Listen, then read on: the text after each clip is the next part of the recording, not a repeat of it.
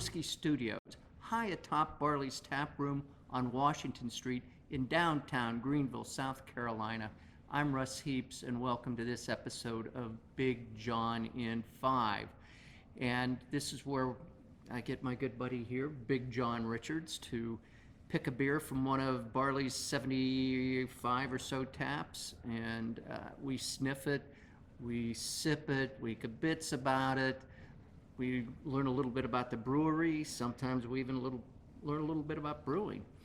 And having said all of that, Jon, what are we looking at here? Let's get started right away. Yeah, we're not messing around today. One of our local breweries down here, which doesn't have a big footprint yet, but is making a splash around South Carolina.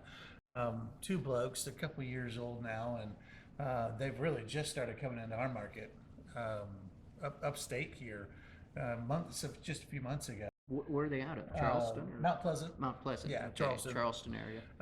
So they're making some really, really fabulous beers down there. We get a few of them up here. They famously and tragically had one of their co-founders and died earlier this year. Oh, that's too bad. So of course the state rallies behind that. We all rally behind that, but right. They continue to make really wonderful beer down there, and we happen to get their Blood Orange Hefeweizen up here, and thought we would give a start to our day with a nice little brunch beer. Well, I have to say it is a pretty. Isn't it? It though? is really a pretty beer. I don't know whether you get the sense of it, but we're sitting on this side of the lights, right. And so what you have is a pale yellow down here in the bottom, and then it builds more and more and more to a golden, orangey yellow towards the top. It's beautiful. Yeah, and that's the way a good unfiltered beer ought to be. It should be. It should be shaded in right. that way. Right. This one is no exception. A really nice pillowy, pretty head on this when we started, but that still tends to go away fairly quickly. But but we're left with some nice lacing. We've already got some nice lacing going on. Yep. So this is neat. It's a traditional Hefeweizen. They use a German yeast strain, so you're going to get a little bit of that banana and clove like a traditional Hefeweizen would. They also did a late after fermentation addition of blood orange. Gives it a little bit of citrus backbone, and it's not super strong.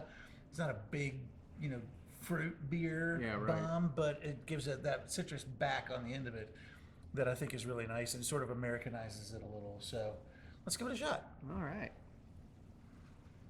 Texas Miss Lily.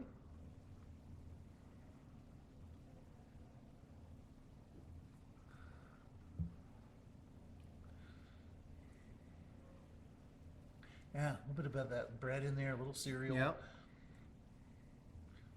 And it is the orange is not acidic, and it's not sweet. Yeah. It's just sort of this. Get that essence of orange in the back. Yep. It's really neat. It's super refreshing. It's one of the fastest beers that's gone down in my place out in Duncan. It just was so well received out there. Yeah. Couldn't get enough of it. Big Jon manages a tap room and wine bar in Duncan, South Carolina. So if you're ever in that area, look for Kagan Cellar. Right. And Big Jon, I'm sure, would be happy to see you. And that's only if you're not coming to Barley's. You understand. Well, naturally. Well, we're in two different cities. Did you tell us what the ABV is? 5.4. Okay. So it's that clean, normal alcohol strength, if you will.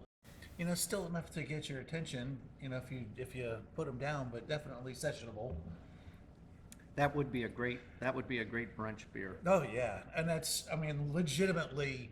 I've said many times I may never have another mimosa my whole life because I've discovered Hefeweizen. Yeah.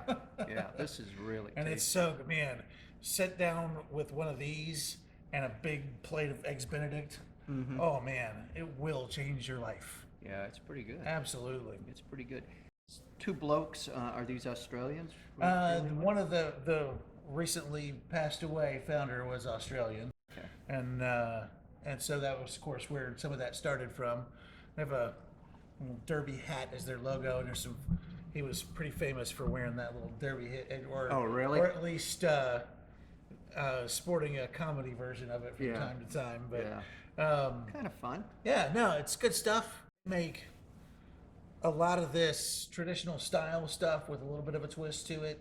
Most of their stuff is, traditional ingredients and responsibly sourced and whatnot, trying to make a easily consumable pub ales.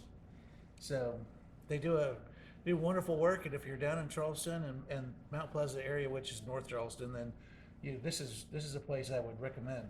Yeah, I could drink 2 or 3 of these. Absolutely. Without any Sit trouble down at with all. one of these guys and Yeah. just, let a half an hour pass. Or 10 minutes, depending on how thirsty you are. So Hefeweizen sounds German. Is German. Hefe is the German word for yeast. Weiss is the German word for wheat. So it's an unfiltered yeast and wheat beer. All of this stuff is going to be unfiltered, very hazy like this. The German yeast strain is particularly famous for creating those clove and banana flavors. Yeah. So you'll get that traditional sense, that summery kind of spice and banana thing going on. It's a great hot weather beer. It's a great brunch beer. It is it's a really refreshing, easy going gateway beer even. Yeah. I just want to point out the lacing on this is incredible. It's just really pretty. Anything else?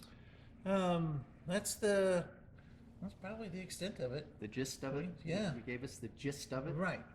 Okay. Well, with that, we suggest that if you're not already drinking a beer, which you should be if you're watching this, Well, yeah, clearly. go get one. Right. Turn us off and go get one. Well, start the next video and then go get Yeah, one. And, yeah. we'll be here when you get back. See you next time.